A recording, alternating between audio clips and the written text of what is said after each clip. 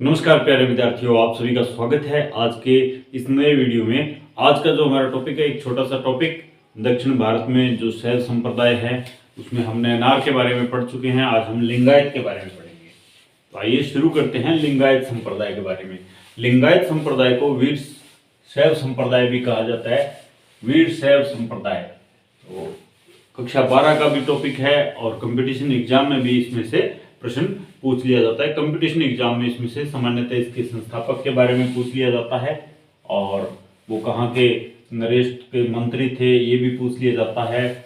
कौन से क्षेत्र में ये प्रचलित है और कौन सी भाषा से इसका रिलेशन है, ये सब कुछ कंपटीशन एग्जाम में पूछा जाता है। और कक्षा 12 के हिसाब से अगर हम बात करें तो इसमें से 2 नंबर का प्रश्न आने की संभावना इसमें रहती है। तो वीर शैव संप्रदाय, लिंगायत संप्रदाय, जंगम संप्रदाय, कुछ भी नाम देकर पूछा जा सकता है।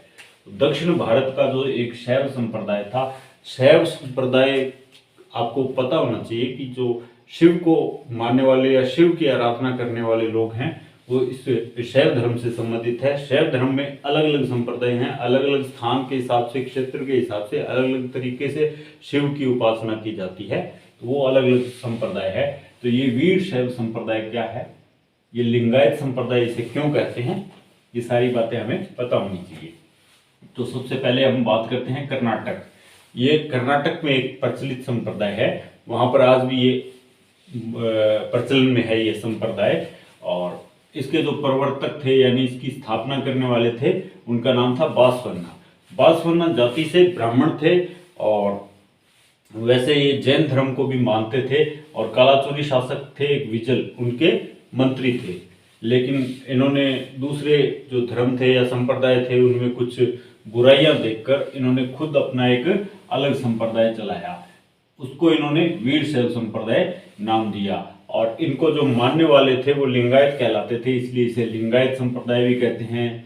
मानने वाले जो अनुयायी होते थे उनको जंगम भी कहा जाता था, इसलिए ये जंगम संप्रदाय भी कहलाता है। तो इसकी स्थापना लगभग 12वीं शताब्दी में हुई, क्योंकि जो बासवन्ना है वो 1106 से 1168 ईस्वी के बीच में रहे थे। तो लगभग 12वीं शताब्दी से इसकी स्थापना मानी जाती है। इसके जो अनुयायी हैं वो जंगम या लिंगायत कहलाते हैं, इसलिए इसे जंगम या लिंगायत संप्रदाय भी कहते हैं और वीर शैव संप्रदाय भी कहते हैं। इसके जो अनुयायी पुरुष होते हैं वो अपने वाम स्कंद पर यानी अपने बाएं कंधे के ऊपर एक चांदी का पिटारा रखते हैं जिसमें एक लघु शिवलिंग या लघुलिंग धारण करते हैं और उन्हें बहुत ही आदर के साथ देखा जाता है।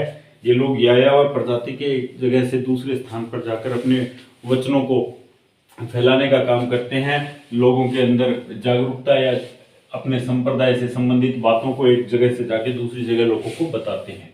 और इनकी जो प्रचलन था इसका जब हुआ था, इसके पीछे बहुत सारे लोग जुड़े थे। उसका कारण ये था कि इन्होंने जाति प्रथा का विरोध किया। तो उस समय जो जाति प्रथा थी वो बहुत ही अपने चरम पर थी, तो उसका विरोध करने की वजह से इस चीज से जो शोषित लोग थे वो इनके साथ बहुत जल्दी जुड़े। तो इस प्रकार ये जो संप्रदाय था वो बढ़ता गया।